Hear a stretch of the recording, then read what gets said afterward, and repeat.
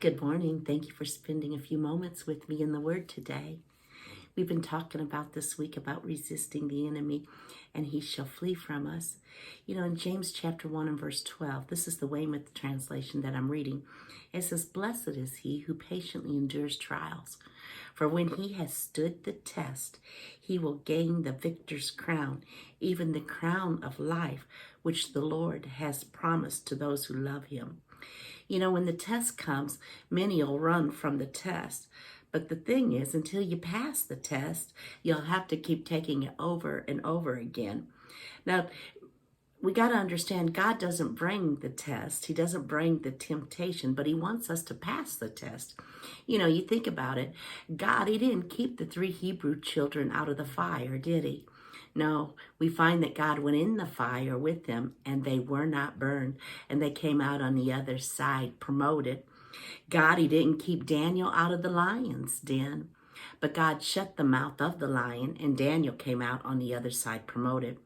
God didn't turn the Israelites away from the Red Sea or the Jordan, but he took them through the Red Sea and took them through the Jordan victoriously. Again, God doesn't bring the test, but he does want you to win the test each and every time. You need to examine yourself on battles that possibly you repeat. Relationships with certain people with certain attitudes, or family or health or finances. Now, examine yourself when you come up against these different challenges. Check yourself. Are you quitting the battle rather than winning the battle?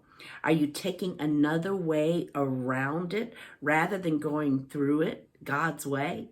You know, even when you find that other way around it, you'll find yourself facing that same test again until you pass it. Again, we need to just allow God to equip us with his plan, and we make our stand rather than avoiding the battle. And what will happen is we will come out on the other side promoted. We'll come out on the other side with another Goliath slayed. So you find yourself in relationships that rub you the wrong way. Though they might be wrong, it's not about them.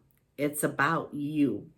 Family may rub you the wrong way, but you need to learn to love them till they don't love you the wrong way anymore. Now, that doesn't mean they've changed, but you'll change. You have been changed. We want to get God's health plan. We want to get God's financial plan. We want his character. We want to refuse to give in to the challenge and the pressure of the enemy to run away or avoid the test, but to just charge right into and take the test and win. When you have difficulty with someone, resist being critical and seeing their issues. Soak in the love of the Father till love covers the other's fault to you. That's a way that you give no place to the devil. Do the same where family's concerned, your spouse, your children, your parents. Keep them close. Resist those symptoms of sickness. Don't give in to them. Don't give place to the enemy. Resist the symptoms of lack. Don't give in to them. Don't give any place to the enemy. You know, in 1 John chapter 5 and verse 6, it says that, well, actually in verse 6 and 7, it says, "Wherein we greatly rejoice, though now for a season, if need be." I'm sorry, I am reading the wrong verse to you. This is 1 Peter 1:6. And it says, "Wherein you greatly rejoice, though now for a season, if need be, you're in heaviness through manifold temptation." Now, when it tells us a season there, that word season just means that it's very, very puny. It says that the trial of your faith, being much more precious than a gold perishes, though it be tried with fire, might be found unto the praise and the honor and the glory of God. So we don't give in to the temptation. We don't give in to the test, but we make our stand and we win the test.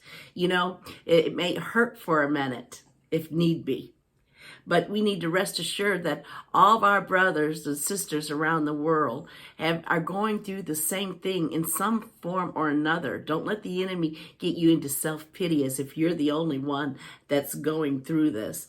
No, understand that you'll come out on the other side of this gloriously, and you're not by yourself.